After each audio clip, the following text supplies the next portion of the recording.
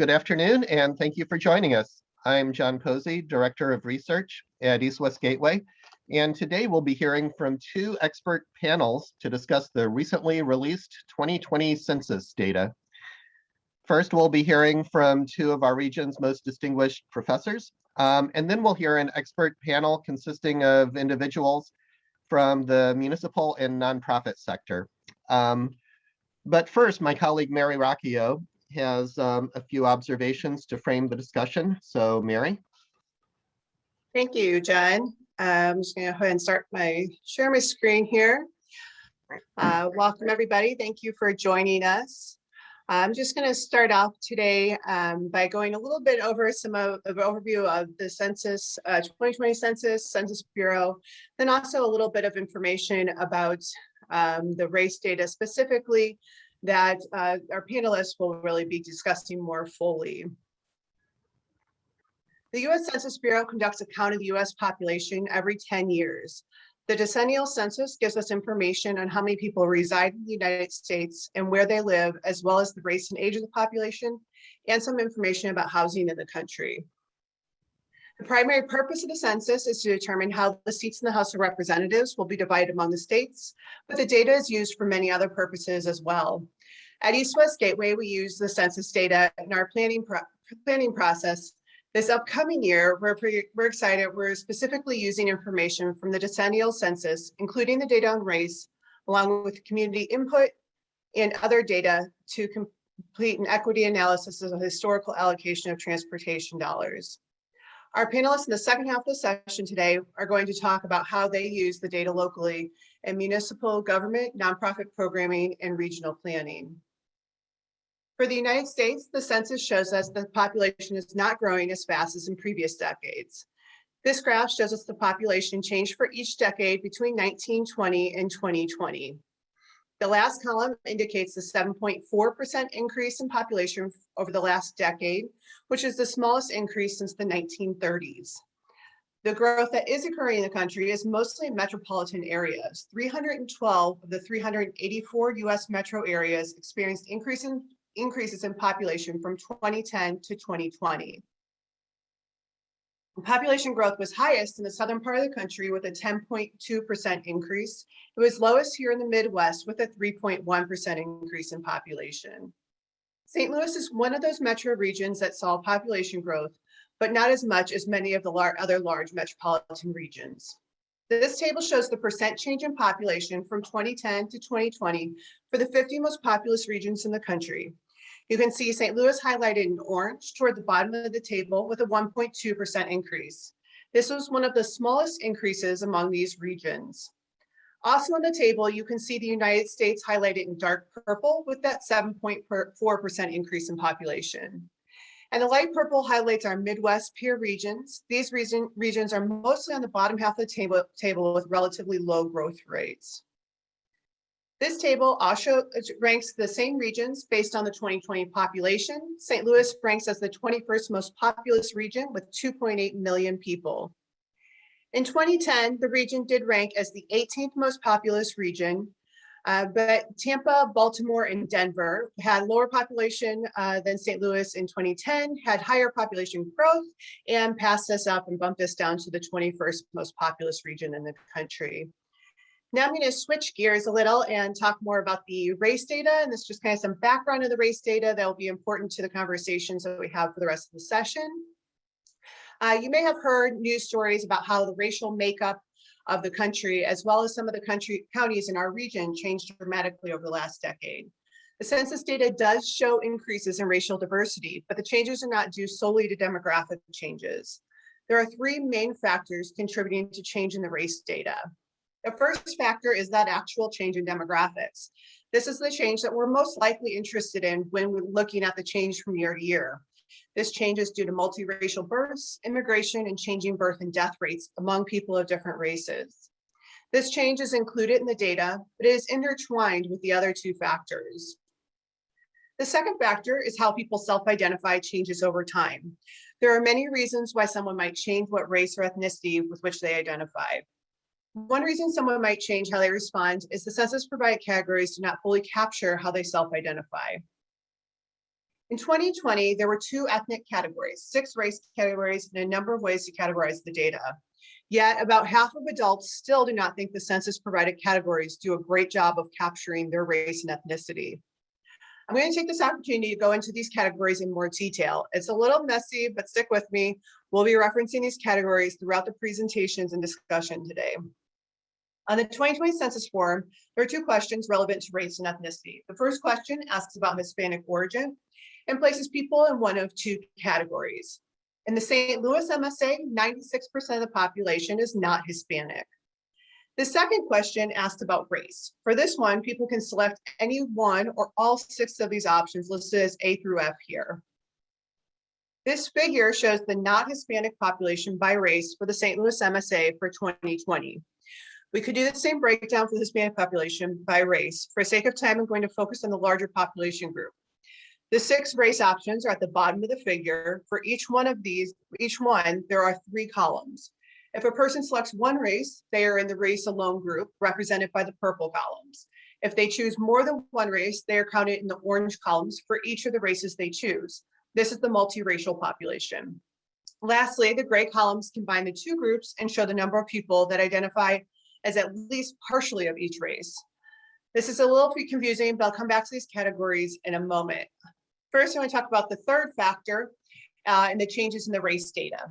And this is the one that is causing the most challenges for comparing the 2010 and 2020 results. The Census Bureau changed the survey form and how they record responses. Here's a list of a few of the revisions that were made to the questions and the likely resulting effects. The changes more fully capture how people self-identify and the diversity of the country. But since previous censuses did not do this in the same way, the data is not directly comparable, making comparisons challenging. One example of a change the census made is they added example origins for white, Black, and American Indian. In 2010, the survey on the left, a person may have selected white as the race. Then in 2020, the same person may have seen the example origins next to white. They do not identify with any of those examples, so instead they maybe have selected some other race group. This is just one of the revisions that led to more people selecting that some other race category instead of one of the census provided race categories. The other group that increased substantially due to the census revisions are people who identify as multiracial. This population group increased in part because of the changes the census made to how they record the data. I'll use this figure to show how the increases in these 2 groups show up in the St. Louis race data. This figure uses the same categories as the previous figure, the not Hispanic population in the St. Louis MSA with the 3 categories for each race group. This figure, though, shows the percent change in the population groups from 2010 to 2020. Here you can see the columns on the far right for the 3 categories of the same other race population. All increased dramatically. These changes are at least in part due to the revisions the Census Bureau made to the survey. This is the same figure, but some other race group was removed, so you can see the changes in the other groups. Here, looking at the orange columns, we can see that there were large increases in the multiracial population for each of the race groups. These large increases are in part due to the changes the Census Bureau made to how they record the data. I'll use this figure to make one last point before turning it back over to John. How we categorize the data matters. We could make 3 different statements about the change in population for each race group, and each would be correct. For example, for the white population, we could say the white alone population decreased by 5%, but the population that identifies as white in combination with one or more other races increased by 204%. Lastly, we could say that the population that identifies as at least partially white decreased by 1%. For the Black population, we could say the Black alone population decreased by 2%, but the population that identifies as at least partially Black increased by 2%. Now, that was a bit in the weeds, but the important thing to remember is that there is a lot going on in the race data, particularly when we look at the change from 2010 to 2020 and how we categorize the data matters. With that, I will turn it back over to John and the professors for a discussion about the data in more detail. Thanks, Mary. And now it's my pleasure to introduce Professor Ness Sandoval of St. Louis University and Professor Adriana Udani from the University of Missouri, St. Louis. Professor Sandoval has been conducting research at the intersection of demographic techniques and computational spatial science to study the spatial hierarchy of inequality in American cities. He recently founded two geospatial applied community projects. The first is Demography for Democracy, and the second is Coding for Spatial Justice. And both of these projects are designed to empower community members to envision the future they want for their neighborhoods and acquire the resources to make their visions happen. Professor Sandoval is the Associate Director of GeoSLU, co-director of the PhD program in Public and Social Policy, and he's the director of the master's degree in sociology at St. Louis University. Adriana Udani is Associate Professor of Political Science and Director of the Public Policy Administration program at the University of Missouri, St. Louis. He also serves as the research advisor for the Community Innovation and Action Center, also at the university. Adriana specializes in the study of mass political attitudes towards immigrants and towards migrant communities, as well as the local impact of detention and surveillance. He's currently partnering with immigration attorneys and grassroots advocacy groups in St. Louis on issues related to asylum seekers, and I hope to get him to talk a little bit more about that as we go along. And suffice to say that both of these gentlemen are very well published in their fields. So I believe that Professor Sandoval has a few observations to share with us. Take it, Ness. Thank you very much. So what I want to do here in about 3 or 4 minutes is kind of talk about how we are studying the census to get a sense of possible futures for the city, for the several counties, and for the region as we think about population growth or even population decline. So I just want to go back to a theme that was part of Mary's presentation, which is about population growth. And one of the bigger themes that I just want to highlight around our conversation today is when we look at the population for the United States, there are certain subgroups that are growing, and they've been growing for several decades. And so one of the big subgroups that's growing is the population that self-identifies as Hispanic. And so we'll see it here in the orange. But one of the things she mentioned is because these categories did change, we did see for one of the first times in analyzing the census, we did see a decline in the population that self-identified as non-Hispanic white alone. And so that's a lot of people are kind of figuring out why this is happening. But we also see an increase here in the multiracial population and an increase in the Asian and the Black alone population. But what's interesting about these trends is that age is a very important component in trying to understand what's happening. And there's tremendous variation by metropolitan region. And so there's not a consistent story when you start to bring in the change by age.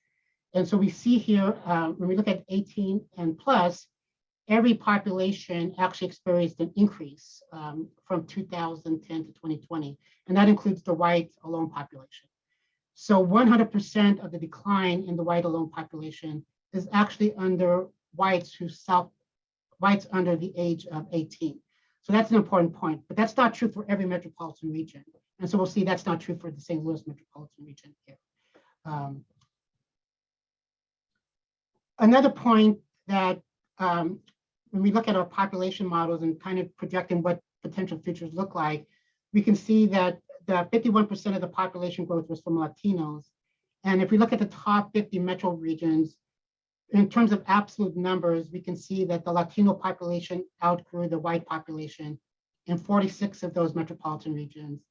The Latino population outgrew the Black population in 47 of those metropolitan regions.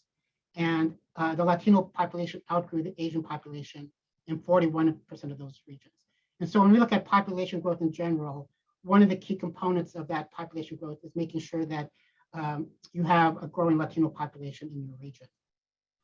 If we bring it down to the St. Louis metropolitan region, this is just some absolute changes that kind of see here. And so it kind of points to Mary's theme is that the region didn't experience that much growth between 2010 and 2020. However, we do see some changes when we break it down by age.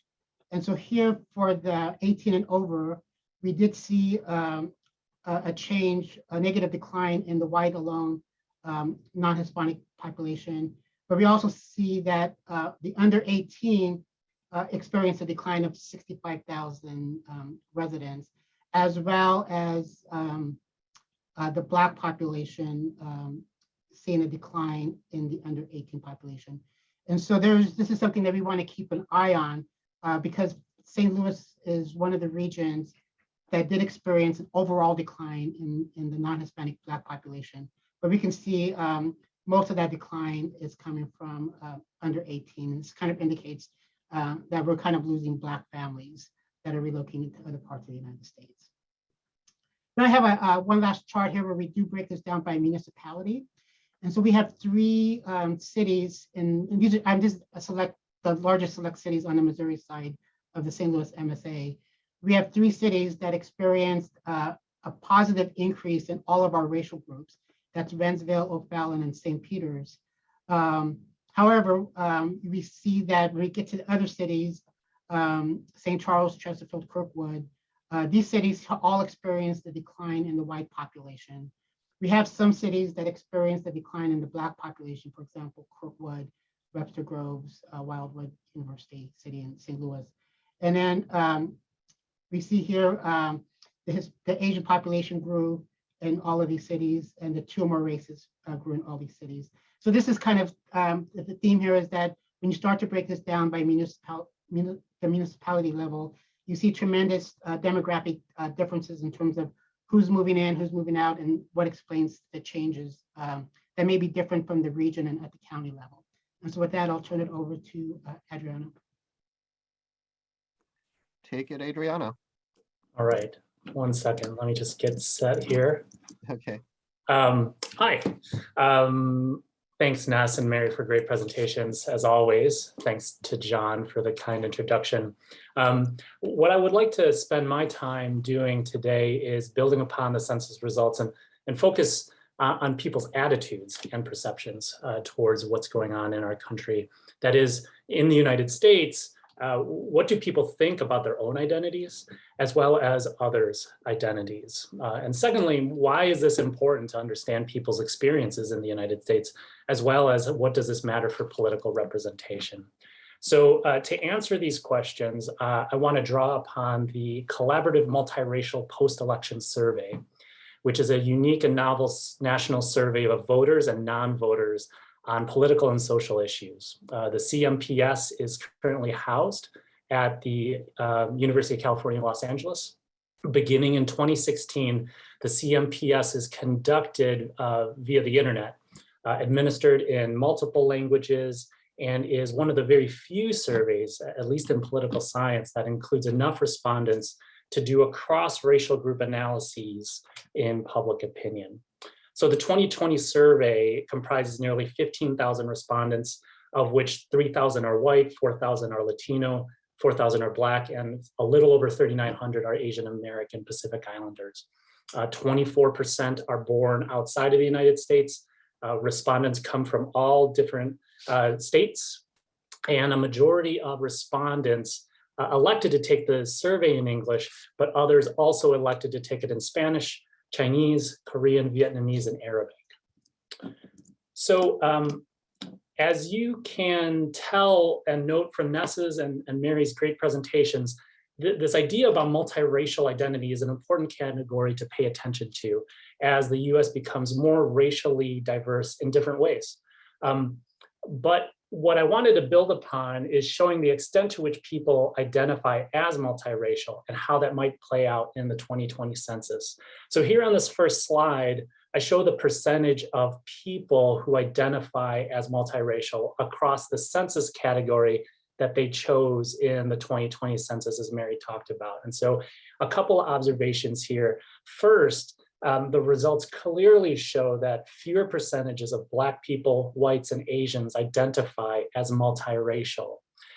Second, we know less about Indigenous groups, as the estimates show a little more uncertainty around them. Nevertheless, there is some evidence to show that a majority of them still identify as multiracial.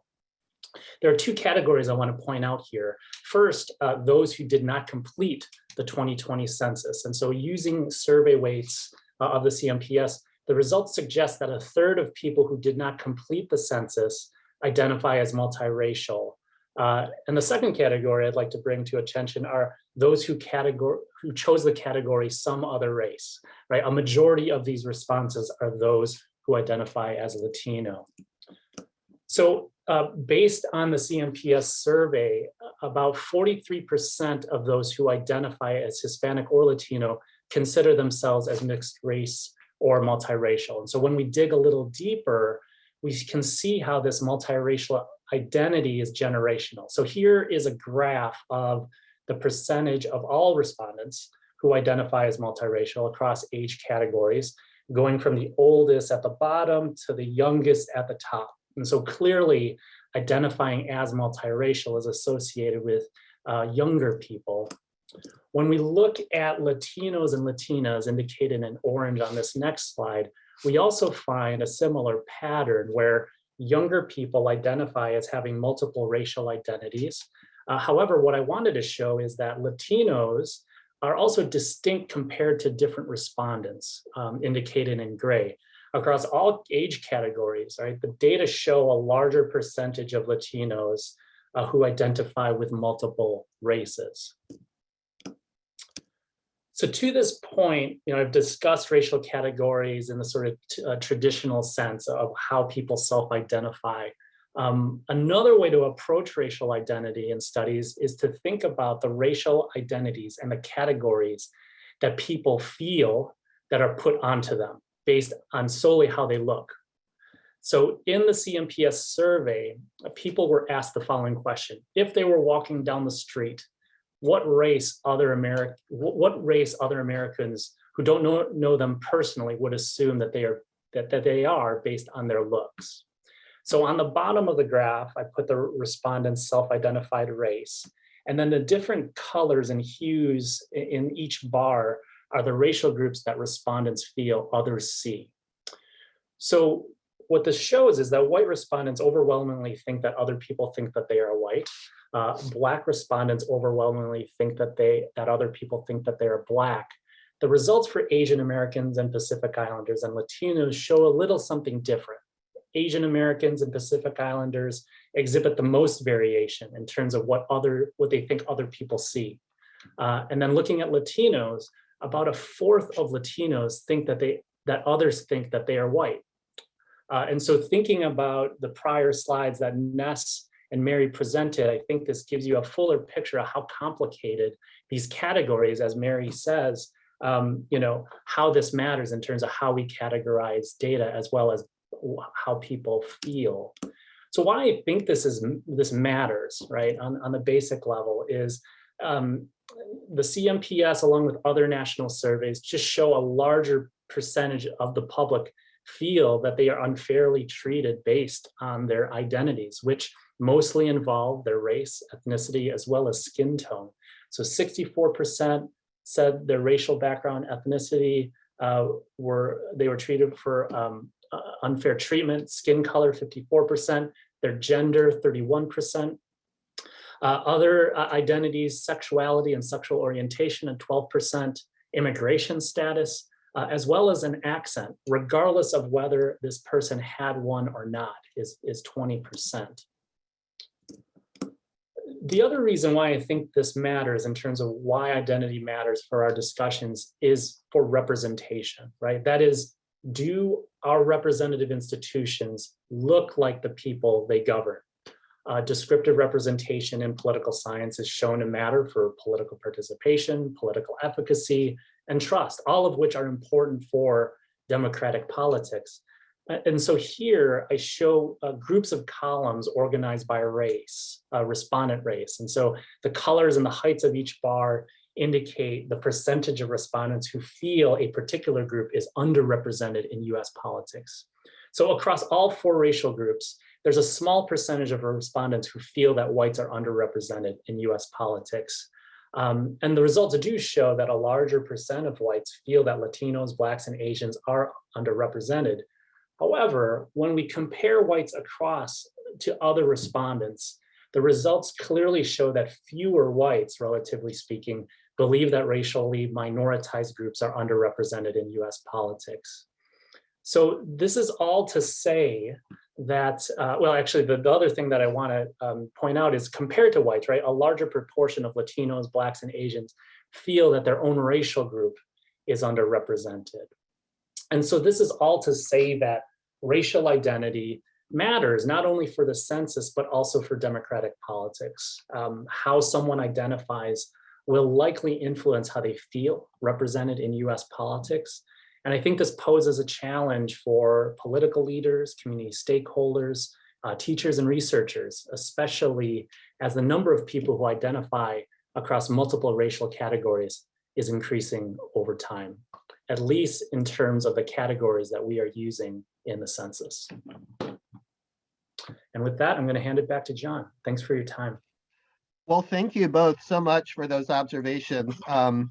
There are many questions I would love to ask you, but the uppermost one in my mind is just what are the implications of all this for population growth in the region? Both, what do the trends tell us about where we're headed over the next 10 years, say? And also, if you could comment on it, what can the region do to attract more immigrants, Latinos and Asians and people of diverse backgrounds generally? Ness, is that something you feel comfortable commenting on? To, provide my observations. So I think what the census, the numbers that we have for the census indicate is that as a demographer, we look at births and deaths. And so the region should have grown faster than it did simply from the number of babies born. So this indicates that we did experience families leaving the region. So I think that's one thing we have to think about is why are people leaving? But if we run these models, so Mary pointed out that we're ranked 21 in terms of population size, but we're very different than the regions behind us. If we look at Orlando and Charlotte, San Antonio, those regions are growing and they're growing pretty fast. And so I think if we run these demographic models, it is possible within the next 10 years that Orlando, Charlotte, and maybe even San Antonio will surpass the St. Louis metropolitan region in total population growth. And if you look at one of the reasons why is because those three regions, in terms of their demographic profile, have a very large Latino population. And so if you go back to the first slide that I showed, half of the country population growth is coming from Latinos.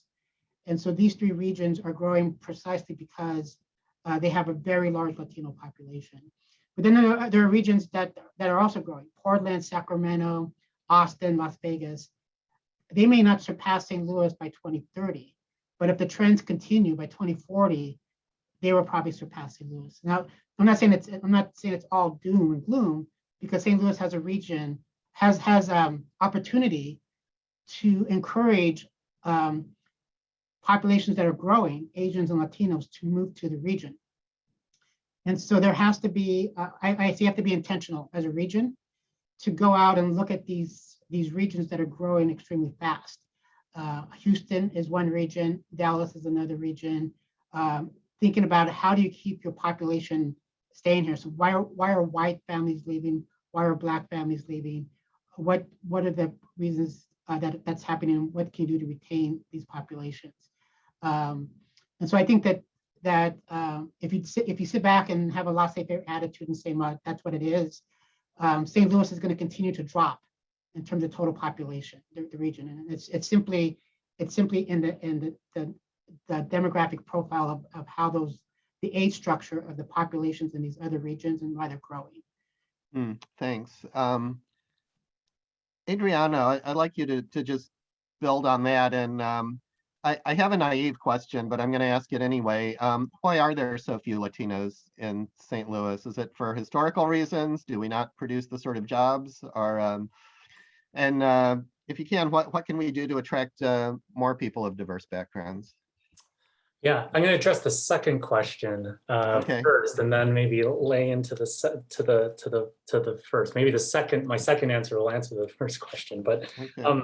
I think when you think about what we could do to attract more immigrants, I think the first is to provide a life that we all sort of want. Advancement in careers, to position them as leaders in their communities. To build institutions that support them, right? And also in neighborhoods where they can afford a house, they can afford the good life, really. And also to provide like really good schools. But I think the second part, my two other parts here is to try to resist that being the only narrative, right? So like we often talk about immigrants being pulled to the United States because of economic prosperity, but we rarely talk about the reasons why immigrants and asylum seekers are sort of forced out of their homes. And so I think that my two recommendations here fit under this category of to be visionaries, right? To think big, to be radically equitable in thinking of how we can build systems that are attractive for immigrant communities to come to. I think we have to look beyond this whole economic magnet narrative to thinking about the civic infrastructure and the capacity that supports immigrants to come here. A lot of immigrants are anchors, right? They're here to provide for family members and loved ones who are not here. They send money to their home. They send money abroad. They're linguistic mediators to navigate really complicated systems where they don't necessarily have the language to do so. They also take a toll from a very violent and traumatic experience of immigration. And so a lot of our immigrant brothers and sisters have a lot of mental health needs as well as physical needs in transitioning from that acculturation stress that they experience in that transition to a new country. The third thing that I want to say is I think we as St. Louisans need to aspire to a new level of services, right? And so I think a lot of times we say like, this is good enough for St. Louis, right? This is what we have here is good, and we should just be glad that we have it. And I think I want to encourage us to think bigger, because when you look at the status quo arrangement of immigrant services here in our region, it's really low. And so that narrative of what's here is good enough is really marginalizing a lot of immigrant communities from, again, attaining that good life that I mentioned. And so to answer that first question, John, I think the optimistic side of me says, I think maybe they have families and other connections in other metropolitan areas. The more pessimistic and the thing that's concerning is they look at St. Louis and they see this civic infrastructure that supports them as humans, not necessarily as just as workers, but as human beings, right? They look at our infrastructure in our region and say, it doesn't really center me. It doesn't treat me with dignity and respect. And so I'm going to look elsewhere.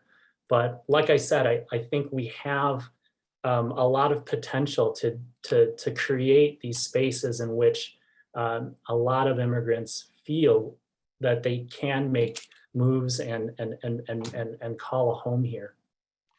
When you talk about infrastructure, what are you referring to specifically? Yeah, Sure. I'll just leave it there. Sure. So, I mean, I think in terms, language is huge, right? And so I know we always talk about Spanish as availing services in Spanish.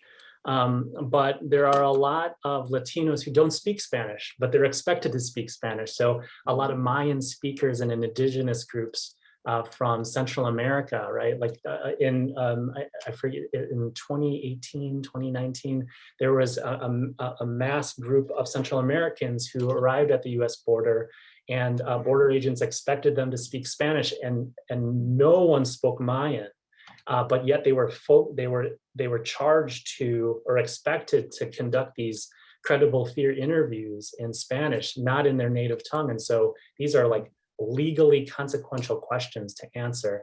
I think the same is here, where we expect, when we see someone that looks Latino, quote unquote, right, we expect them to speak Spanish, and we don't necessarily think that there are other languages that are available. I think this also extends to Asian ethnic groups as well, where we do have a lot of linguistic mediators here in our region.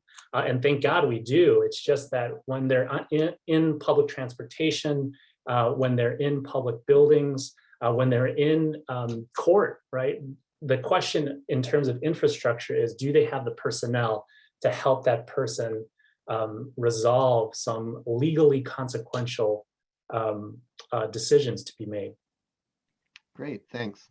Well, gentlemen, I'm sorry we have to wrap it up there, but I'm so grateful to both of you for both your time and your wisdom. So thank you, and have a good day. Thank you very much for your time.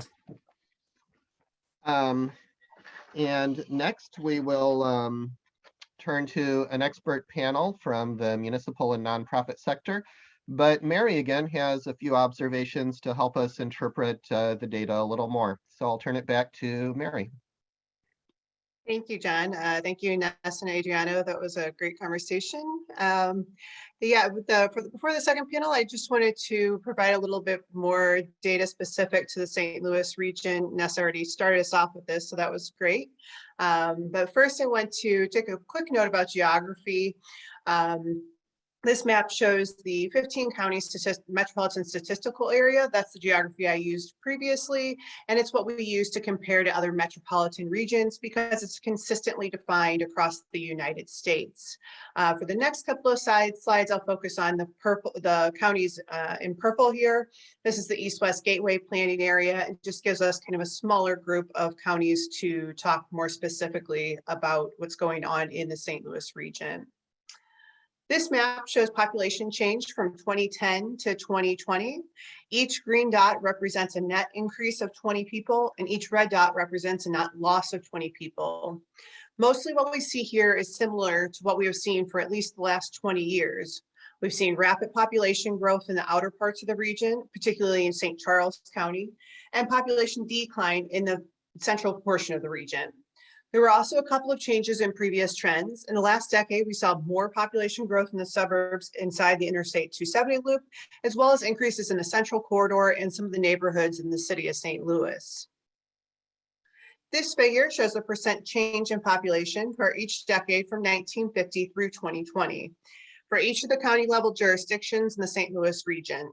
The green columns and the numbers next to those columns are the percent change for the last decade. Here you can see that most of the jurisdictions, like the United States, had less population growth than in the previous decades. There are two exceptions. First, St. Louis County saw a decrease in population from 2000 to 2010, but then saw a small increase over the last decade. Second, the city of St. Louis saw less of a decrease in the last decade than in any of the other decades on this figure. This map shows that in 2020, the St. Louis remains largely white and black. Each dot represents 100 people using the Hispanic population, the multiracial population, and the not Hispanic race alone groups. The blue dots represent the white population, which makes up 69% of the regional population, over 60% of the population in each of the 7 counties, and over 40% of the population in the city of St. Louis. The green dots represent the Black population, which makes up 19% of the regional population and is the second largest racial group in each of the counties. The other dots represent all other races, including multiracial. You can see the dots scattered throughout the region with concentrations in the southern part of the city and the northwestern part of St. Louis County. As we've discussed, the largest changes we saw over the last decade were in the multiracial and the some other race groups.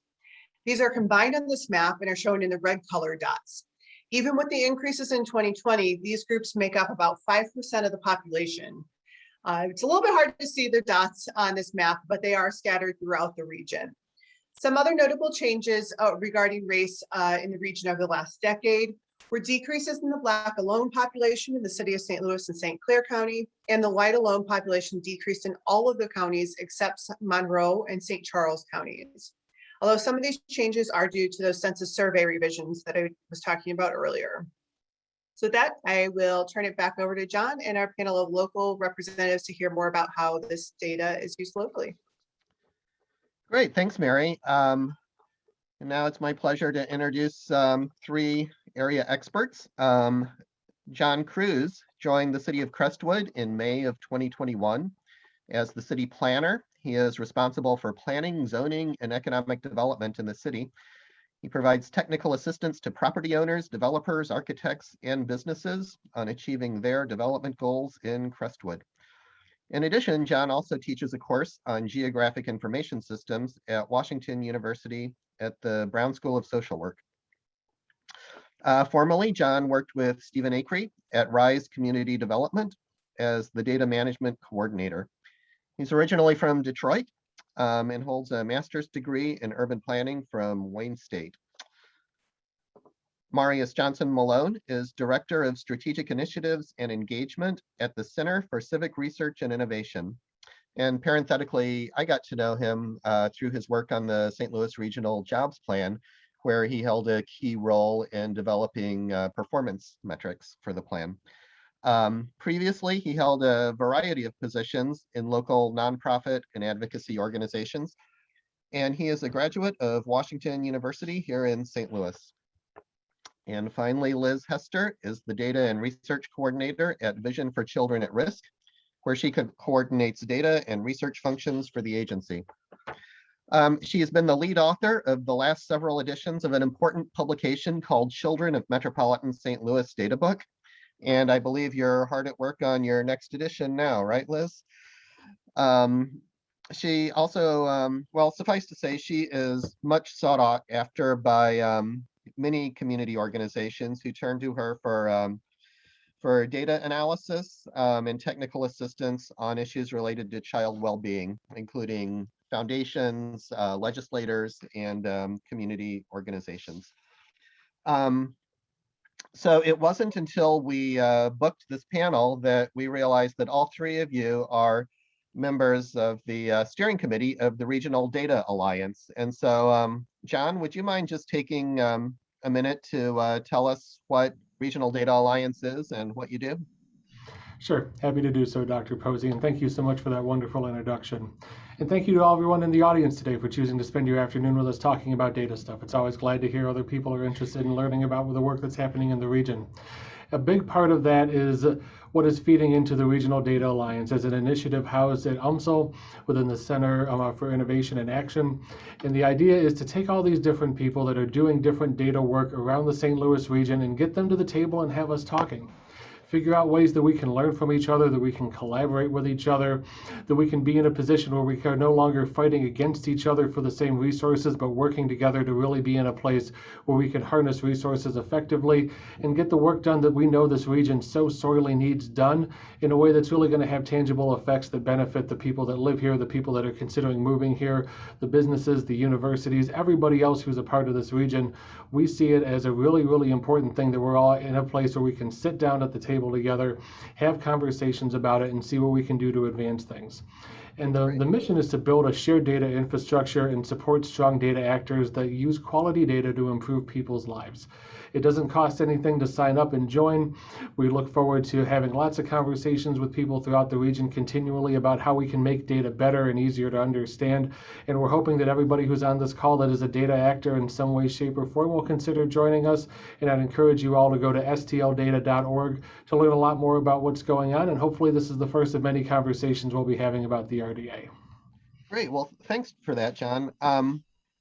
So Marius, I'd like to start the conversation by inviting you, first of all, to tell us a little about your work at CCRI, but also to comment on Census 2020 trends, and especially some of the implications for economic growth in the region. Yeah, thank you, John, and thank you all for joining us today. The work that we do at CCRI, as John mentioned, the Center for Civic Research and Innovation, is really focused on trying to expand the data capacity for civic organizations and nonprofits to be able to make decisions based in data. So oftentimes that is aimed at trying to help think about how they can expand or better their programs to be more serving of those most in need, or understand more about the populations that they are serving so that they can improve programs or strategies to serve those. And so we've done that with a number of local agencies, including Greater St. Louis Inc., and working on the 2030 jobs plan to come up with some metrics for how we measure success. Ultimately, because we were doing those things in the middle of a pandemic, we had a difficult time coming up with some good benchmarks for how we might measure ourselves over the next decade. But what I will say is, from a policy perspective, as we think about economic growth, the presentations from Adriano and Ness were extremely pertinent to the work that we do, and thinking about what the population looks like now and what our trends are going to continue to be if we can't change the economic trajectory of the region. One of the things that I did as the census data came out was look to see if growth rate in the top 50 metros over the next 10 years continues as it did the previous 10 years, both from a numbers perspective and a percentage perspective continues, St. Louis will continue to drop in the rankings. Ness talked about this. We will be surpassed. We already dropped from 18 to 21, which is significant to be out of the top 20 largest MSAs in the country. We will continue to drop from 21 to either 24 or 25, depending on how you calculate the figures, and be surpassed by, as he mentioned, Orlando, Charlotte, San Antonio, and potentially even Austin. So for us, as we think about this 2030 jobs plan and all of the other things that we focus on, this next decade can prove really pivotal in changing the trajectory of growth in the St. Louis region. And a lot of that starts with understanding where our weaknesses are. As was discussed earlier, we are losing Black families, particularly in the city of St. Louis, at an alarming rate. And then we're also seeing it in North St. Louis County, and we're losing them in the region. So we have to think about, how do we grow equitable opportunities, grow opportunities for those who have not traditionally been a part of our economic development system, or have not reaped all the gains from it, in a way that will expand the prosperity and offer opportunities so that we have reasons for people to want to stay and grow their families. That obviously has implications across a number of different policy areas, from education to everything else. But for us, thinking about how do we grow jobs that are available and opportunity for those families who have traditionally been left out of that picture. We know that St. Louis has a lot of prosperous families and prosperous areas. And so how do we expand that opportunity so that we can really have a trend that is reversed, not just from the immigration standpoint or growing of Latino populations, which we already know is already low in St. Louis, but from the folks who are already here, keeping the folks that are here, and starting to be seen as a place of opportunity for Black and brown families nationally. Right. Well, thanks for that. I'd like to hear from Liz now. Liz, we've heard a lot about race and ethnicity. We also got some information, limited information, about age and on the child population. So first of all, could you tell us a little bit about how you address child well-being at VCR? And secondly, as an advocate, what trends in the census do you think are most significant? Yeah, well, as John mentioned in the introduction, one of kind of the cornerstone pieces that Vision for Children at Risk produces is the Children of Metropolitan St. Louis report. And that's something we've been doing really since the 90s. And that report has evolved since then. And it's funny, this year we're celebrating our 30th anniversary and looking back at our first report and just how it's even formatted, how we displayed maps, how the process for even collecting the data compared to what it is today is just dramatically changed for the better. But in that report, we track, at this point, over 40 indicators of child well-being for the 5 core counties in the St. Louis region, 2 in Illinois, 3 in St. Louis and Missouri region. And I think it's important to note our primary goal in collecting and tracking this data is to really draw community attention and focus to the disparities and equities we see in the region.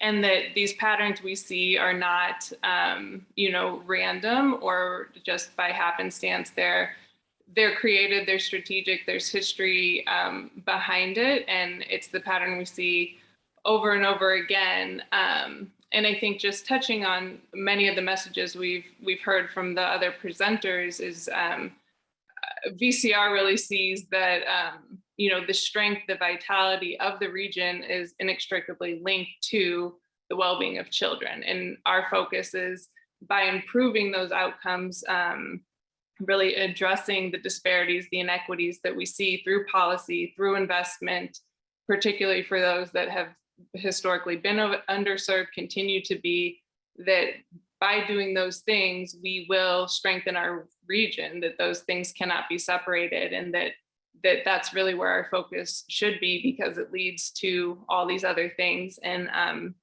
is really the best avenue that we see for halting these negative trends we're seeing, increasing economic growth, decreasing our population decline. And I think it's a bit unique for, especially looking back as far as, 1990s, that it was a nonprofit was kind of taking this approach of really needing to look at the data, know what's happening in the community, to really advocate for these policies and investments that we need to keep our communities strong throughout the region. So I think as far as kind of fast forwarding to the current data, the 2020 data, we've already heard a little bit from our presenters, some of those high level numbers, but I think, to me, in the work we do, we need to know where the kids are and how many kids we have, so we can think about the programming, the supports. We've heard how different communities need different kinds of support, so being aware of those demographic shifts. But I think for me, the biggest takeaway is that, we have seen a decline in the child population. And as Ness touched on in his slides, that, we saw a decrease of 46,000 children overall in our region. That's a 6.9% decrease. And I think very importantly, that is a significantly higher decrease than what we see nationwide, where we were seeing a 1.4 decrease in the percent of child population.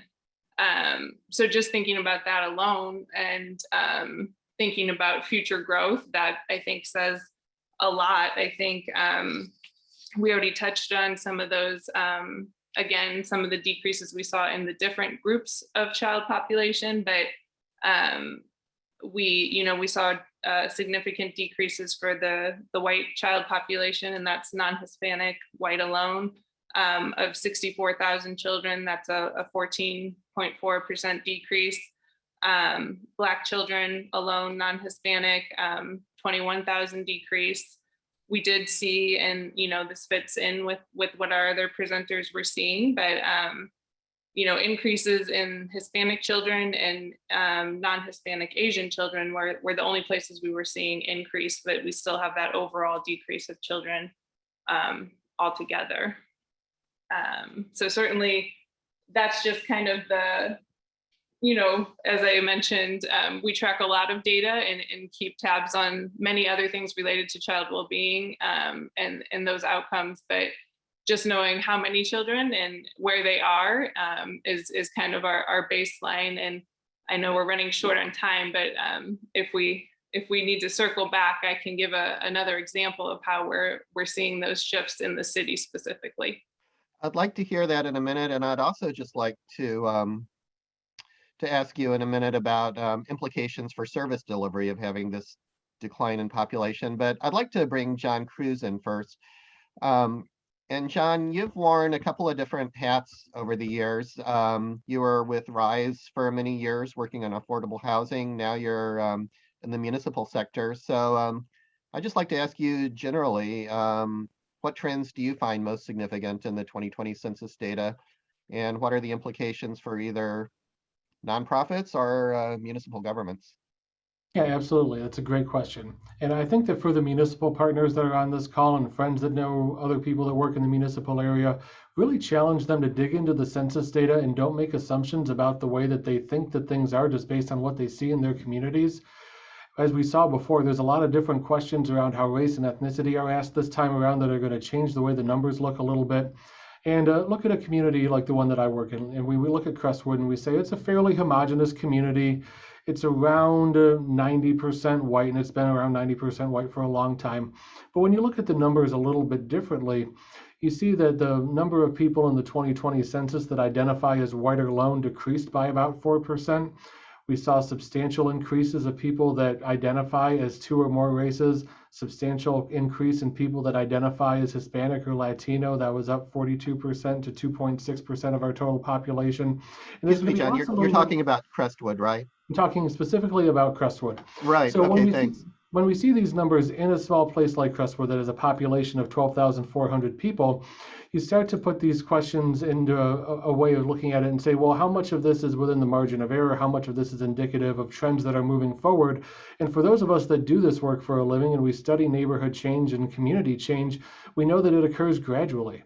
And we know that it occurs in a way that it starts to look like it might not be something significant, and then all of a sudden it becomes something very significant later on. Something else that people that have studied neighborhood change for a long time know is that there's a reason why we don't have a whole lot of really mixed race communities in this country. And even if you look at neighborhoods or cities by themselves that aren't that big, on paper they may look as though they're fully integrated, and then you see, well, there's a white side of town and there's a black side of town, and that's kind of just the way it is. And what these social science researchers have found out is that the way that white people perceive communities is that once it starts to become around 20% non-white, the perception starts to change and people start to think that it's becoming majority minority population. And then by the time it hits 30 to 70, it swings very quickly from 30 to 70 the other way as all these different implications of racism in the housing market start to take hold. So when you're taking a look at this and you're understanding what this means for your community and what that perception is, we saw that chart earlier that talked about how people perceive themselves or how they think other people perceive them. It's not always the same situation. And that means people make a lot of assumptions about what's happening in their neighborhoods and in their communities, and they're responding to it appropriately. Looking at things on a regional scale, we see a lot of the same sort of stuff, and we see it really at the cannibalization of the city of St. Louis, as you have some of these communities that are building further and further out. And what I would encourage people to do is really give a lot of consideration to the character of your community. Do you want to be able to protect the large lots that are out there, to protect the farmland that's out there? Or do you want to see that get pushed further and further out at the risk of doing additional development and expansion? Because what happens is we don't have any of these growth boundaries in place. We don't have these ideas that say we're going to stop development, encourage higher density, and get it to the point where we're going to get people to stay here and build better housing options for them. They say, yeah, we'll just build new stuff further out, and it becomes a problem. As a result, the conversation around the region nationally is going to change as the status of the city of St. Louis changes. And by my calculations, when we hit the 2050 census, the city of St. Louis will lose major city status as is defined by the census, which is 250,000 or more people. When that happens, it means that St. Louis is no longer part of the same city classification in the same conversation as cities like Los Angeles, Chicago, New York. It means we will be in the same classification as Springfield, Missouri, and Peoria, Illinois. And when that happens, it becomes a lot challenging to attract people to your region when you say this is the way that we've been going and this is the slope that we're looking at. So if we want to change that and have it addressed so it doesn't happen in 2050 or anywhere, we need to be making these actions now to encourage growth in the core of the region, have a strong core, have strong core communities that are nearby, see what we can do to build housing that is safe and affordable for people, and add in this economic development component of it too, because we know our rents are cheap. Our rents are among the cheapest in the country. It's on par with Detroit and Tulsa.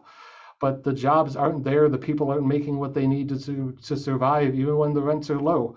So what do we do about that? And that's the question that I have for everybody who's watching this today as we work to figure out what needs to be done with this region moving forward. John, just go very ahead, quickly, Brian. sorry, I know Yeah. we're up against time, but I think I would be remiss to say if I didn't mention, as part of the 2030 jobs plan, one of the core strategies is to restore the core from a density and a spatial perspective, both from a jobs perspective and a residential perspective. So I think John is spot on in his analysis.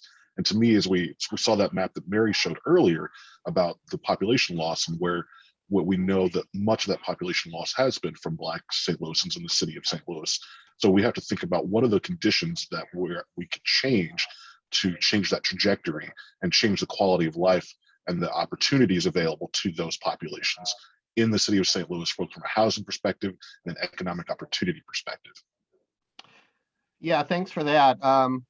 I just have one little observation I have to share myself, and then I want to go back to Liz for a final word. But John, just as far as the city goes,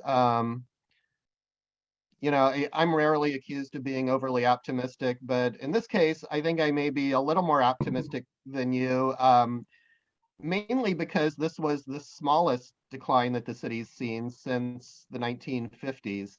And I was pleasantly surprised by growth in several neighborhoods that had previously been declining. So believe me, I get what you're saying, but I guess maybe I'm the optimistic one this time around.